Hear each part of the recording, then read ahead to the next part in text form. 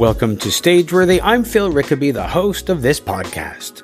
This is episode 330.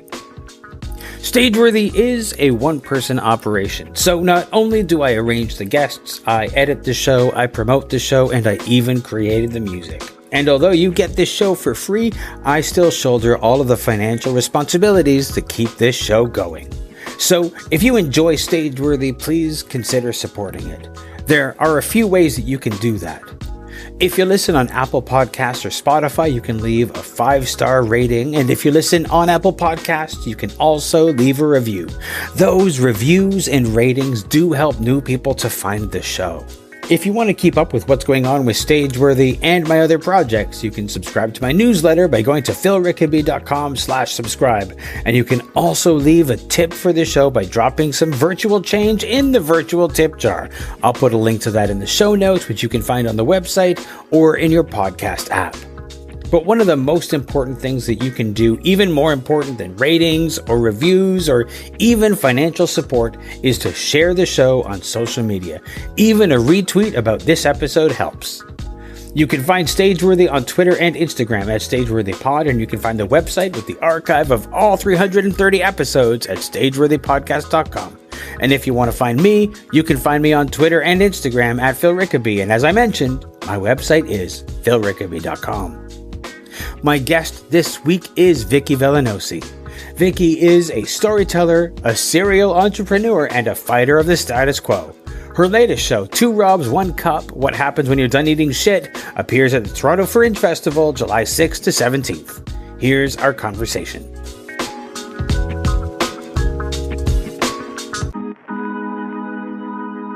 As far as you know, you're at the Aki studio. Yes, yeah, and I don't believe that's changing. I just did my venue walkthrough yesterday, so things are moving. Things are moving along, and yeah, I am thrilled because I live right next door to the Aki studio, so I am just that's happy. So you can't get much more convenient than that. I know. When I heard that they were doing shows at the Daniel Spectrum, and in the 2 different venues there, I just decided, I thought, if I don't have one of those 2 venues, I'm not doing it. I'm not going to walk past. I'm not going to walk out my door and walk past a venue to then go to the other side of town. No. I mean, there's something, I don't know about you, but as people who've listened to this podcast know, flyering is not my favorite thing.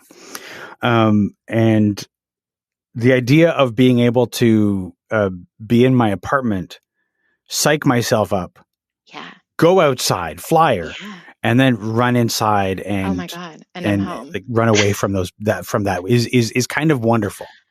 I know, I'm so excited. I could throw them off my balcony and just be like, there you go. That'd be that'd be an interesting event. I think it'd be just like illegal flinging. Or something. I'm sure that number one, your building would probably be coming to your door very quickly. Has my name on it? No. Yeah. I'll throw someone else's. Yeah, sure. Throw somebody else's. Yeah, that'll be good. You can pay me. I'll throw yours. No one will know.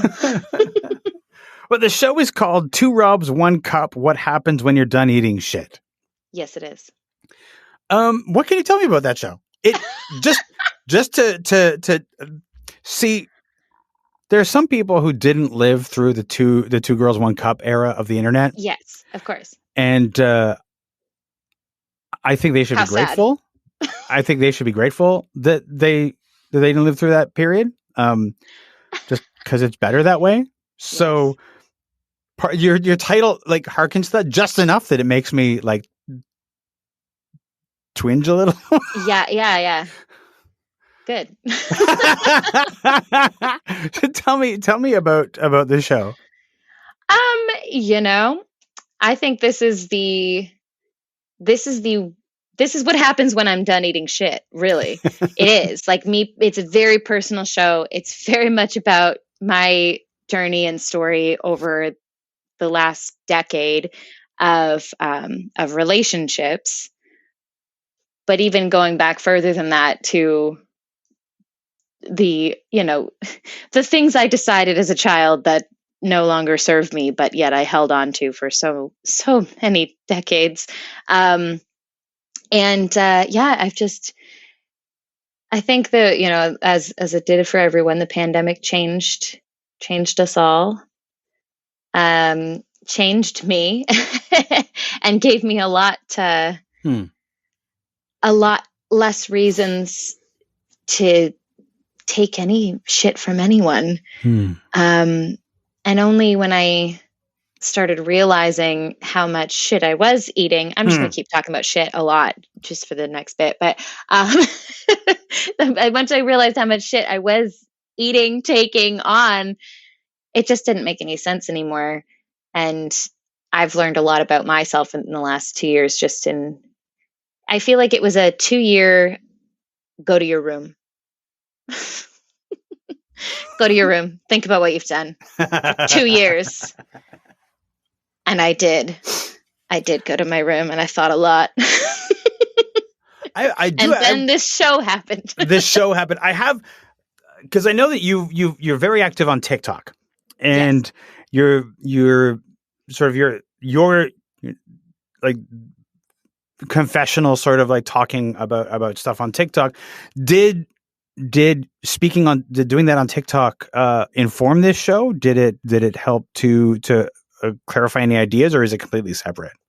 Absolutely. It's totally a part of that. So thank you for reminding me that that's part of my life and this show, because the development of this show also, and also the thinking and reflecting that I did, it did come a lot from sharing on TikTok and feeling so deprived of the ability to share stories, and then finding TikTok and then sharing that way, and just the weird, I know you're on there too. So like, the weird, wild world of what becomes available to you on TikTok, just who you can connect with on there. You make something that takes you 15 seconds and you're in front of thousands of people. Not always, obviously, but that it has that potential there. Yeah. So I think learning about sharing vulnerably, that's the biggest takeaway I have from what I've done on TikTok, is learning how to share vulnerably. And in learning how to share vulnerably, finding out what kind of stories really mean a lot to people. And I think for me, the stories that I've found resonate the most with just people in general, or the stories I tell that people seem to pay attention and want more of, are the ones of personal triumph, are the ones of finding out my own self-worth and overcoming that. And I think it's so easy to forget how many people there are in the world, and if you've struggled with anything at all and overcome it, absolutely, there are probably millions of other people who have dealt with the same thing. So sharing that transition, or in sharing that what I've learned, I found that that's where I have a lot of value for people, and I can connect a lot of people that way, and I can make a difference too. So, this show is absolutely based on a lot of stories I have shared on TikTok, a lot of responses I've received from people, because it is not always a rosy rainbow road on TikTok. Like, people, you find the best of people and the worst, and responses are scary sometimes. But that's informed everything in this show too. Just the experience of the stuff that people feel totally fine to say. Yeah. I wonder, sometimes there's that fine, like, yes, there's the things that people for some reason feel fine to say. And I wonder sometimes about the terrible things that people say. Is that what they actually believe, or are they just trying to troll? It does actually does in the end, it doesn't matter because the effect is the same. But there's that anonymity, especially for commenters, that they can say any shit in the hopes of getting a rise out of you or shutting you up. Yes.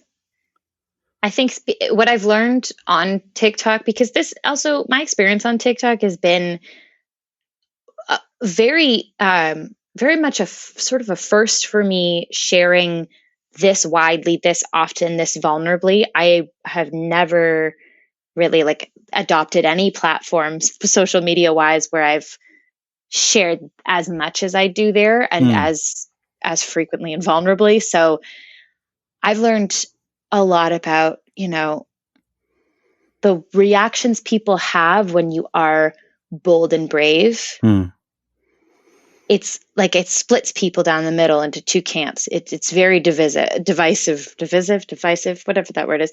It causes division in people. People are either like, "Oh my gosh, you like, thank you for doing that. You're awesome. I appreciate it so much." Or it's really just as strongly in the other direction, where they are very bothered by the fact that you tried. And all I can look at that and think is, it's just because you're upset that you didn't. Yeah. And I have no problem calling people out on there either. Yeah. I mean, like, I think you should share stories. If you're upset the way that I did, don't share, share your stories. And if you're afraid to share your stories because you're afraid that somebody like you might say something like you said, try not saying stuff like that to people, because you might feel more brave after that. Yeah. Like, I really try to be like a positive influence on even people who troll. Sometimes it's hard. Sometimes I'm like, you know what? I hope you die in a fire. Like, I hate your guts. Sometimes I can't flip myself over to the side of empathy, because it is hard. When you get a troll comment or something like that, do you take time before you respond, or do you respond in the moment?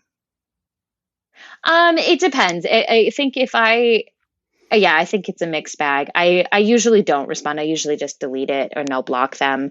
The times when I do respond is when it's somebody who also has a platform, who isn't hiding behind a like blank username with no profile photo. Like that's one. That I think that falls into the categories you were talking about, when they're like, "Hey, I just want to cause chaos." Yeah, when it's like user 75343477756, you know that it's not like a real person or anything.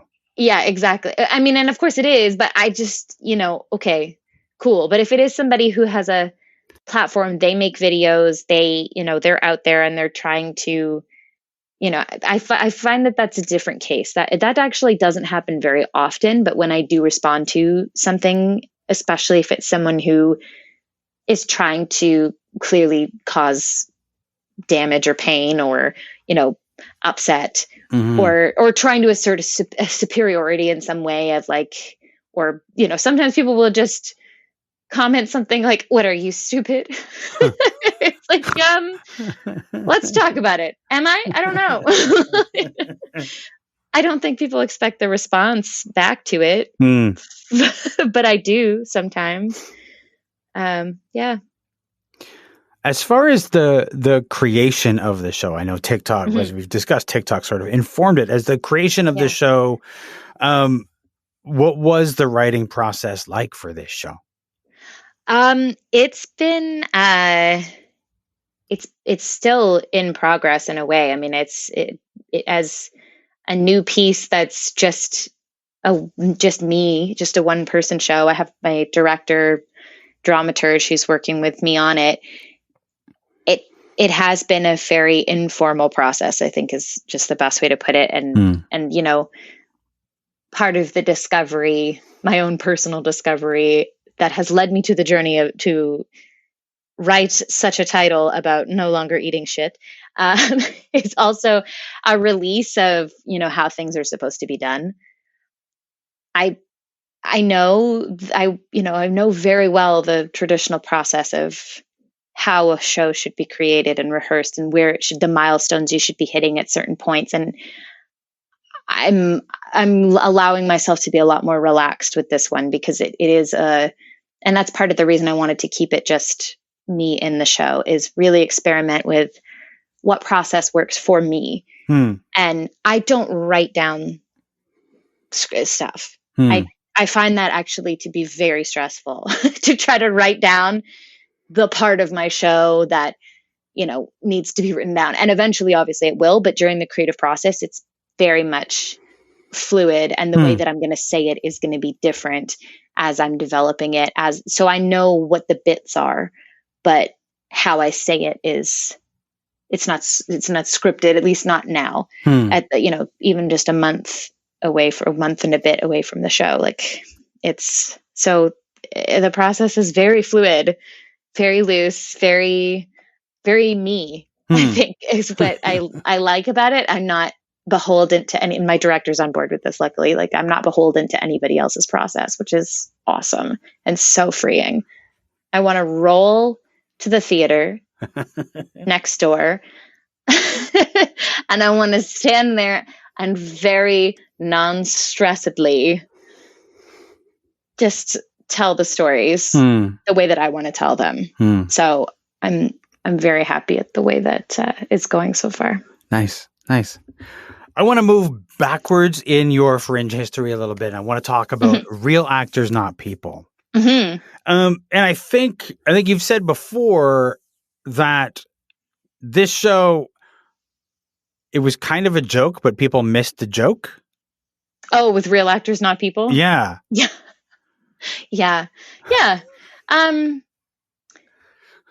The feedback that came from that show was that people didn't walk into it thinking that it was what it was the point. We were experimenting with guerrilla style marketing and being very disruptive and just getting attention, like, any press, good press kind of an idea.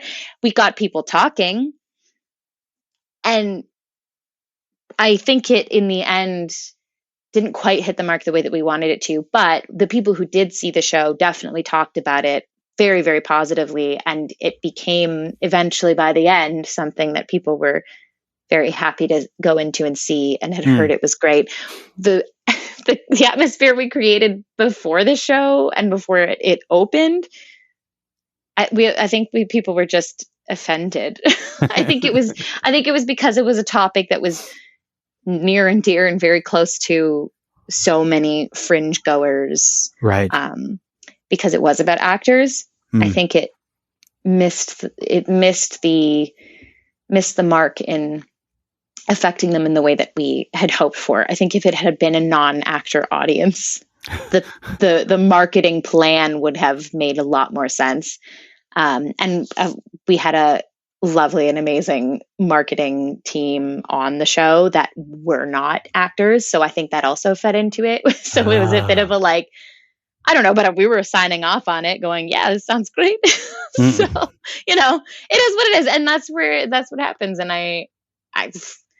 it was fun. And in the end, I don't think, there was any harm done. We didn't actually, I think people were just preparing themselves that we were going to offend them. We didn't actually offend anybody in the process, as far as I know. Maybe we did, but it was fun. Did you learn anything about marketing from that show? What, are there lessons that you took from that initial reaction? Yes, of course. I think learning, it's hard, but I don't know if there was, the lesson that I would take away would be, start a little slower, test a little better.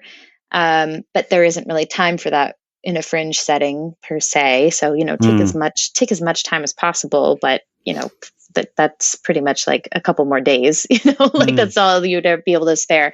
And then I think have more people in on the joke, like bring more people in deliberately ahead of time in on it, in on the, I feel like it's almost like the Beaverton, right? Where, like, if no one's in on the joke, that publication doesn't work.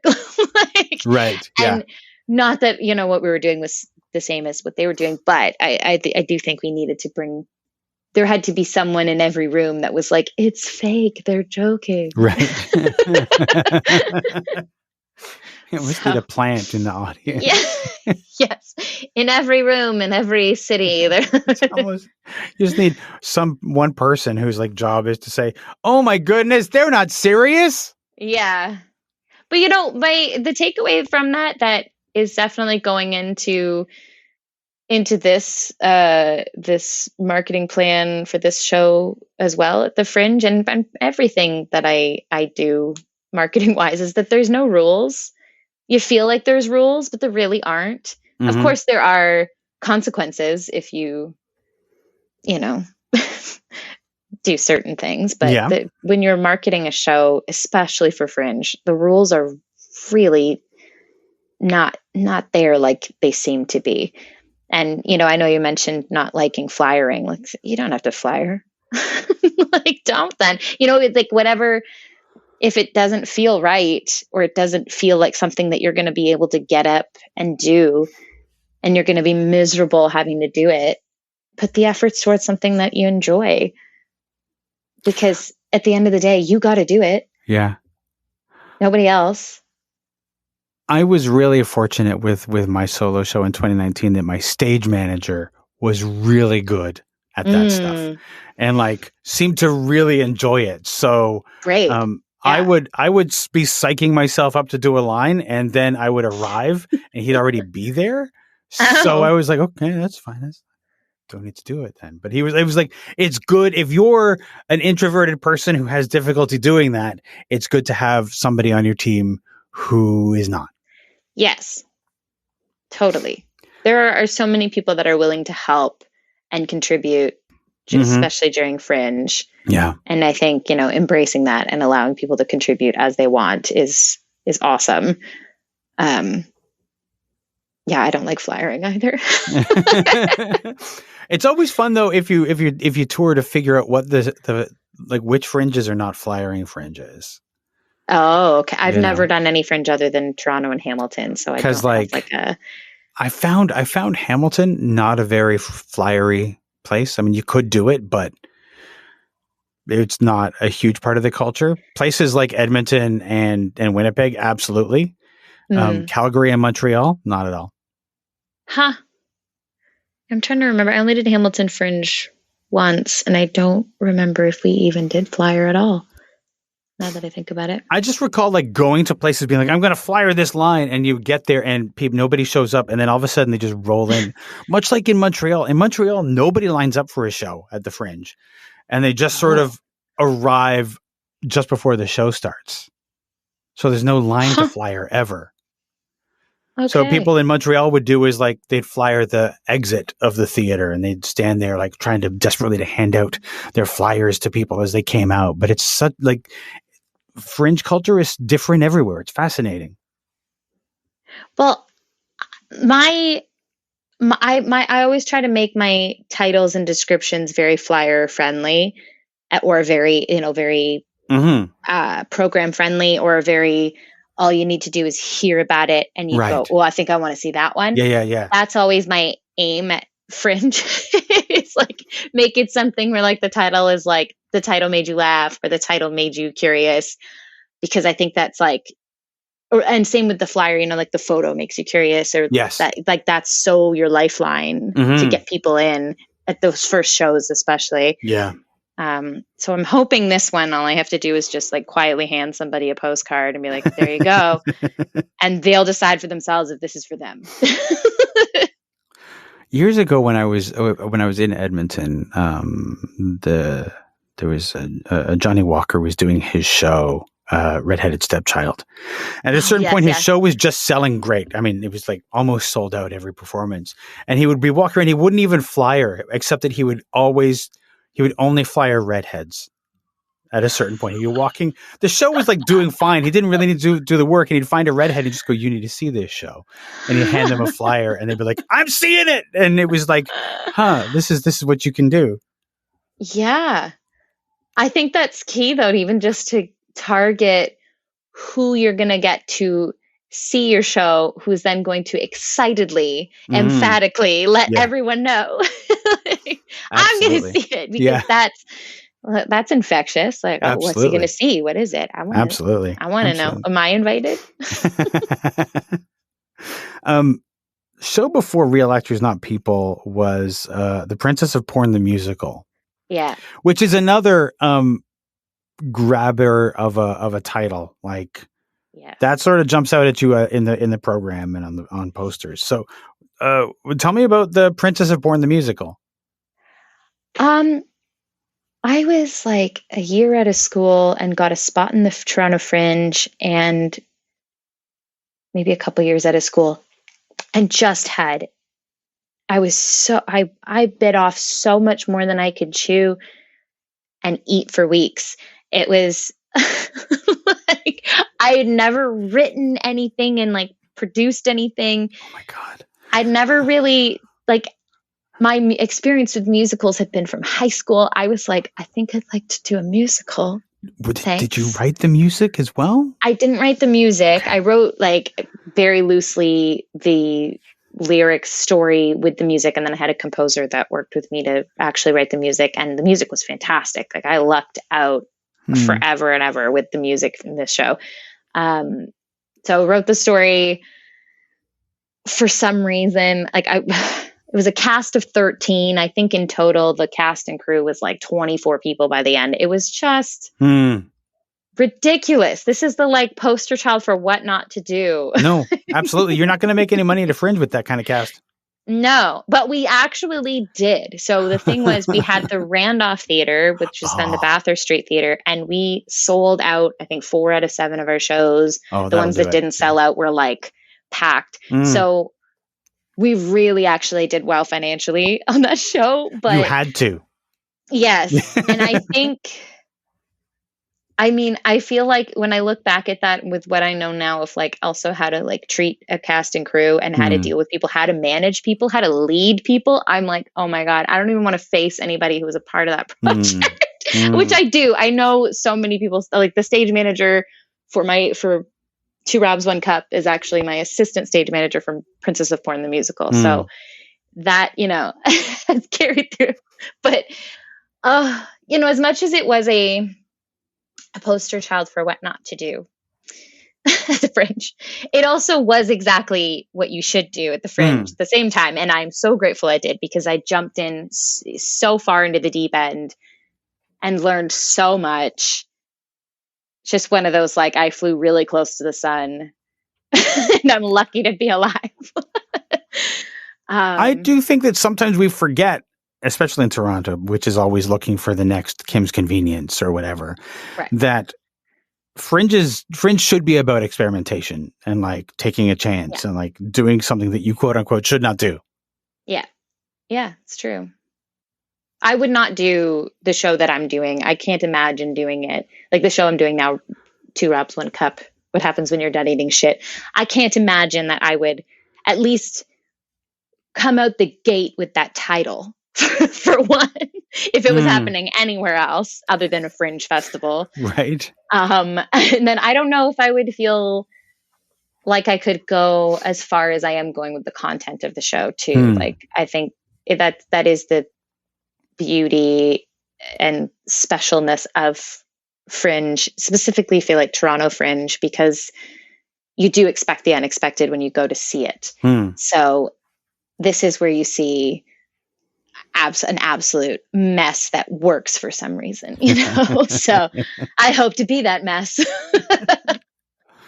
I always, as a Fringe creator, I always appreciate those people who go those first few days to a show, like before reviews are out. You really got to love those, I mean, essentially the beta testers, because they're the ones who aren't like waiting for the reviews to come out before they go to see a show.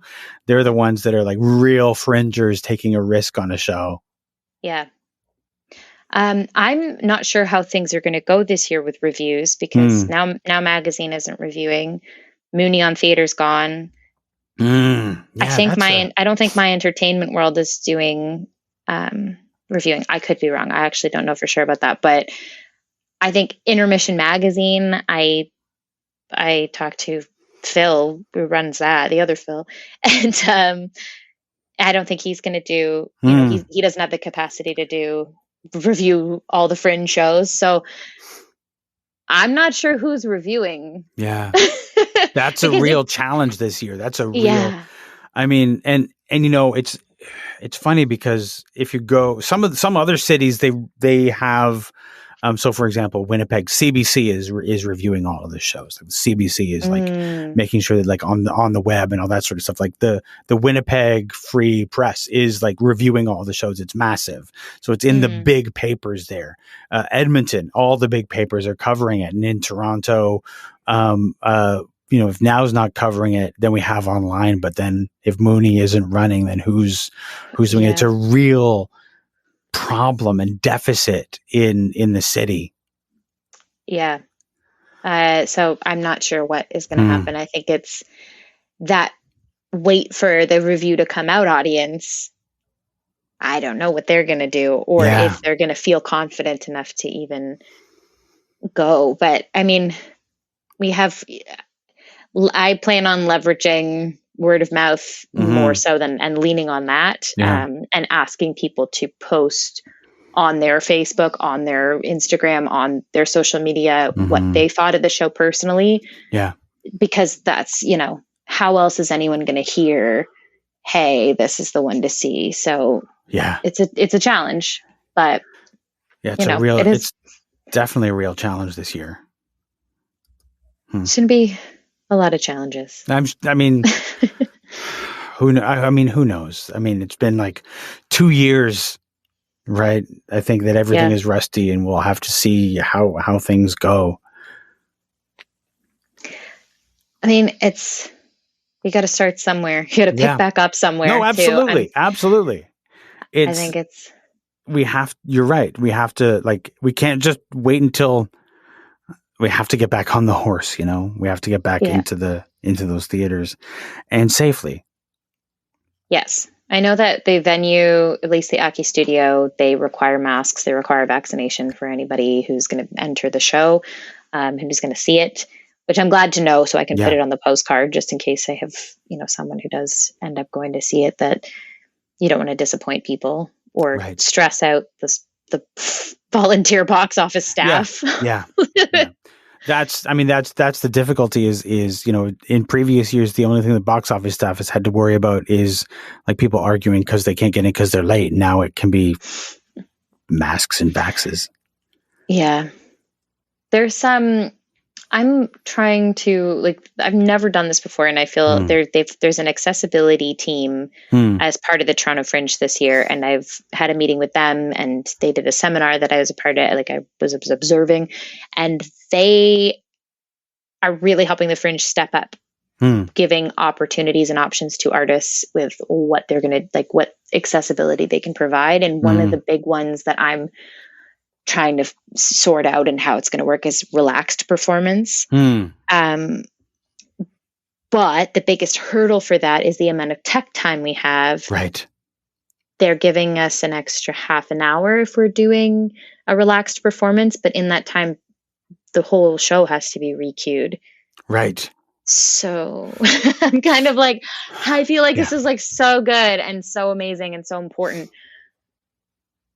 but feels like in order to make it happen, it has to be such a high priority. I'm nervous that's just not going to happen. And I'm, trying to grapple with how do I make sure that it's there when there's already so much that, as you know, anytime you get into a festival, especially if it's the first time doing a show, it's everything ends up down to the wire,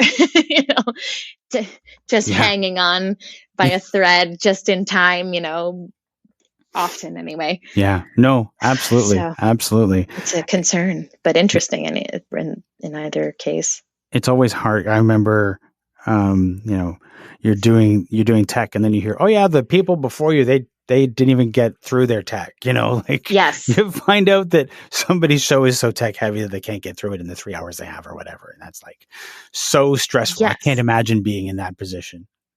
Well, I mean, I've never been there personally, but I have actually heard the speech of the group before you didn't get through their tech. I have heard that. But as you know, I also, because I have performance venues and I have tech for people, I think that what I now tell people, and I think everybody at Fringe should be told this in this same kind of similar way, don't forget what your venue is and what the festival is. Right. Yeah.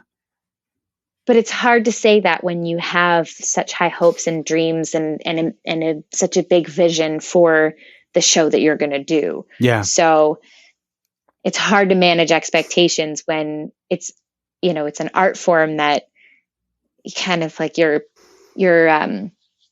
rewarded for exceeding expectations. So Right. you want to go for gold. You want to go for the, the most extreme, the most elaborate sometimes.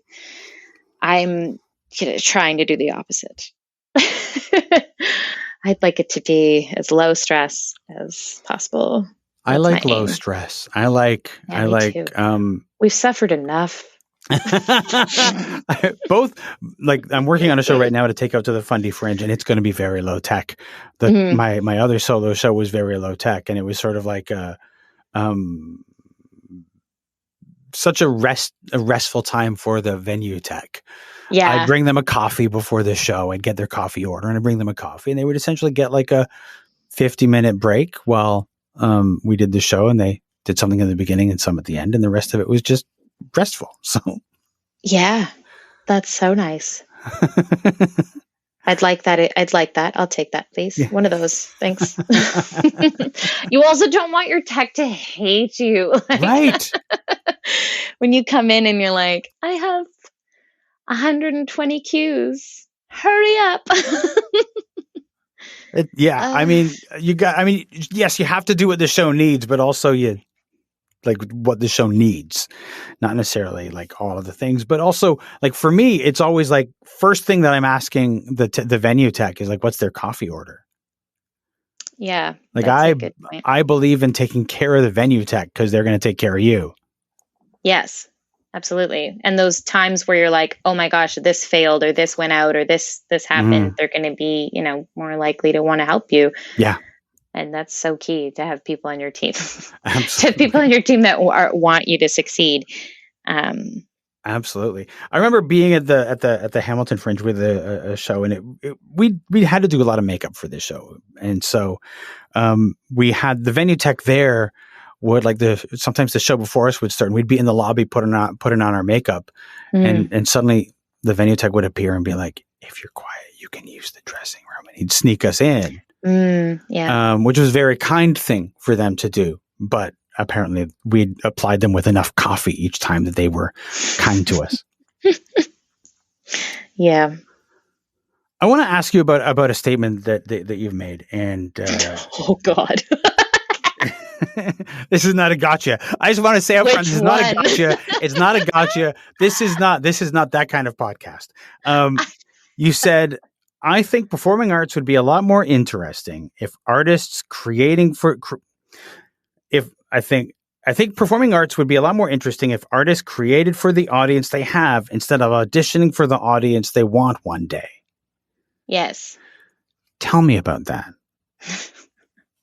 That is from the many years I've spent watching so many different new and up and coming artists create their work in the spaces that I have through Space Revolution and like the different venues.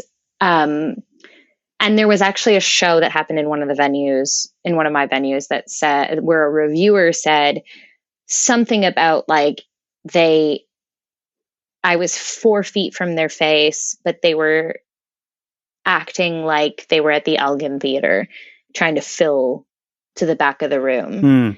And I know that for me, when I started producing, and I see this a lot in other people as well that have come through my venues through the years, that they are trying to get noticed by the casting director or by the, producer, by the anybody who's going to hire them for the real stuff. That's sort of the vibe. It's like the only reason you would self-produce is so you can be noticed, and you can pad your resume. You can have the right stuff on there.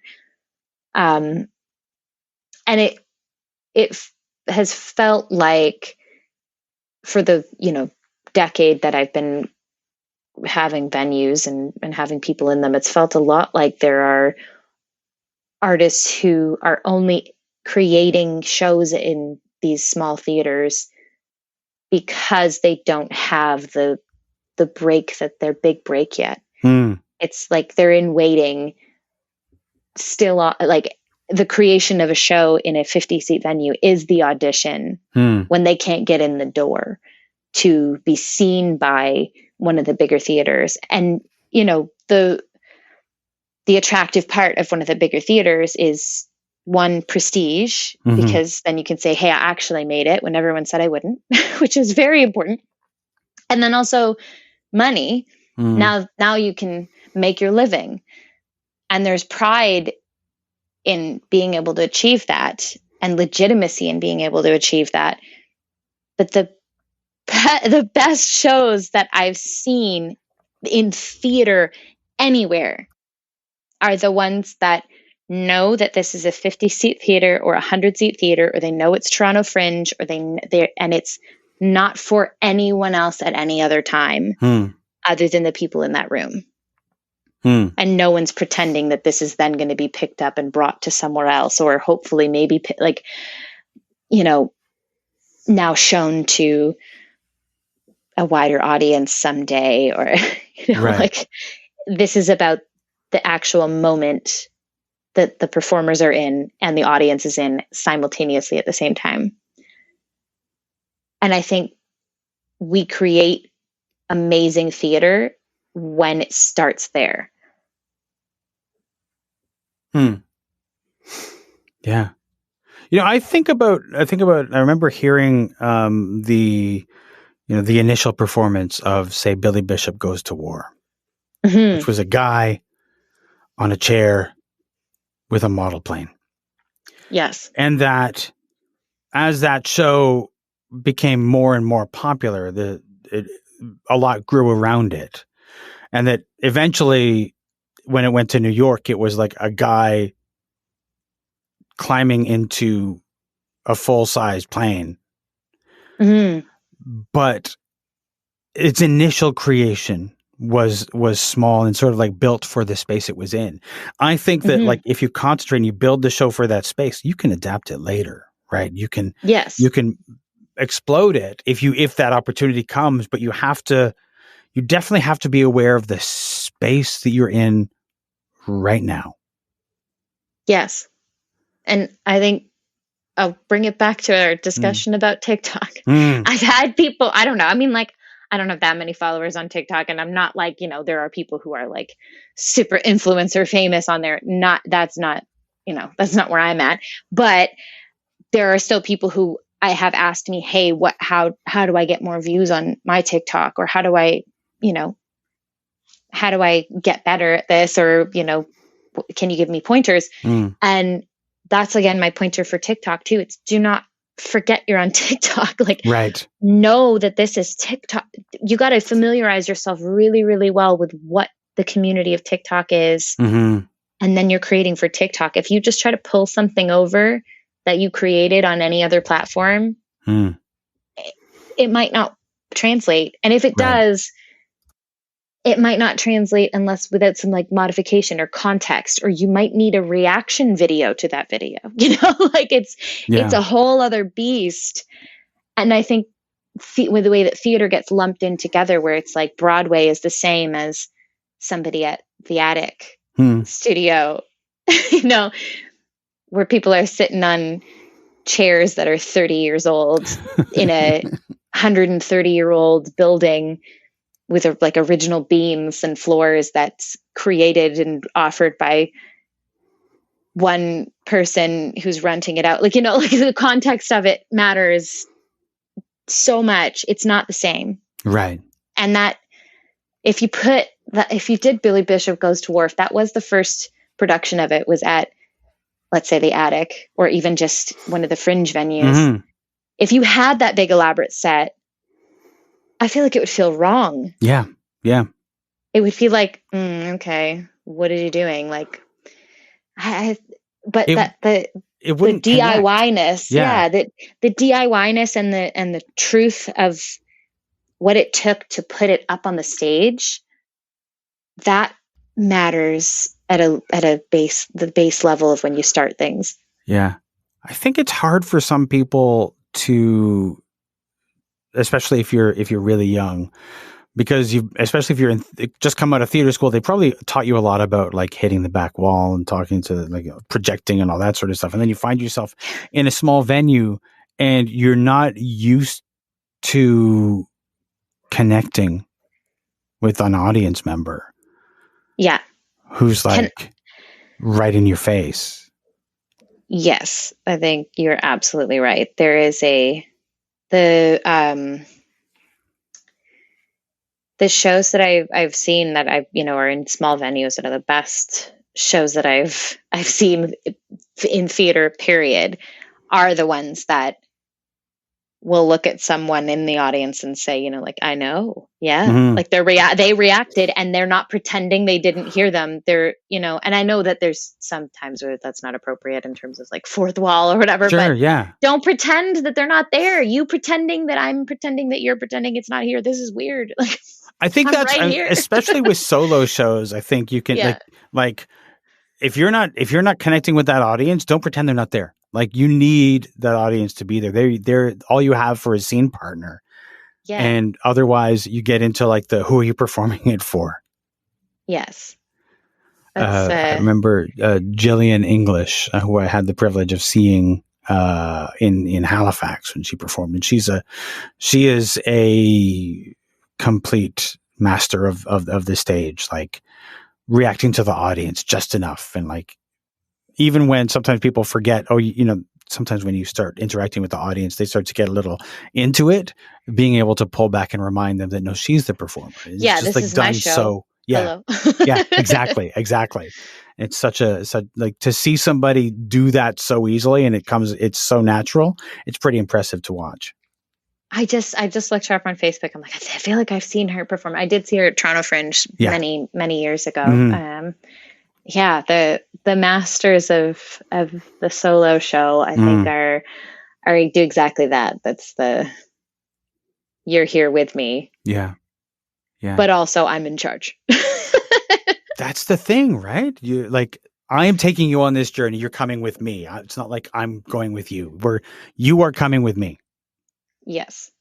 I started to, as you do, have a little panic about like, I haven't actually done live theater since Real Actors Not People, which was in 2017.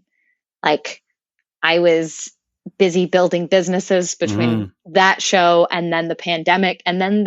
So, I'm like, I've been on a live stage. Oh my gosh, what am I going to do? And then I reminded myself, no, I do children's theater. I do kids parties. I, like that is the business I spent those years building. Right. Is my time in front of a group of kids and parents. And that is the Wild West. Like they don't have any, none of them have any shred of etiquette, like they don't get what you're supposed to do in order for everyone to have a great time. They've got their agenda and their agenda only. And then what's worse is a parent who's just like that too. Right. Yes. Yeah. Because you get that too. I'm like, oh no, I'm going to be fine. I do this all the time. I was going to ask you about solo performance because the other fringe shows that you've done have not been solo. Mm-hmm. How do you feel about that? I know have you done solo performing before? No, I have not. I attempted one time to adapt Princess of Porn into a solo show that was like a very, very quick one night. Let me try and put this up on its feet. That didn't go well. So that's not a good reference. But I think the soloness that I've experienced has been the children's entertaining parties that I go and do. And then that I've been doing for 12 years now. So, I've got, as long as I think of it in the context of that, I'm like, oh, piece of cake. Yeah. I got this, no problem. And obviously it'll be different. There'll be things for me to learn, but I feel like I'm total fish out of water until I remember, oh wait, no, I know how to do this. Yeah. Oh wait, no. For 2 years, way back when, back in the day, I did a sales job where I would go into stores and pitch products, I would have to gather a group of people, bring them to the booth, and then sell them something. And I also remind myself of that. I'm like, this is a piece of cake. I had to get people to buy knives. Yeah. I did a solo show for people to buy shit at the end. Yeah. So yeah, this is easier. I also really appreciate the ease of, as we talked about before, the process where I'm not beholden to anyone else's needs. Right. I can just be like, oh, this is what I need in order to make this happen. That's good. I mean, I remember the very first time I performed The Commandment in front of an audience at the Hamilton Fringe. I had planned, it was going to be such a wonderful day. It was like first day of the Fringe. I was going to see a bunch of shows and then like take about an hour or two before my show, but I was going to see shows first. And then I woke up that day and I felt, oh God, I'm going to throw up. Oh. So I did not see any shows. I was just too afraid I was going to vomit. But once I was performing it, I was fine.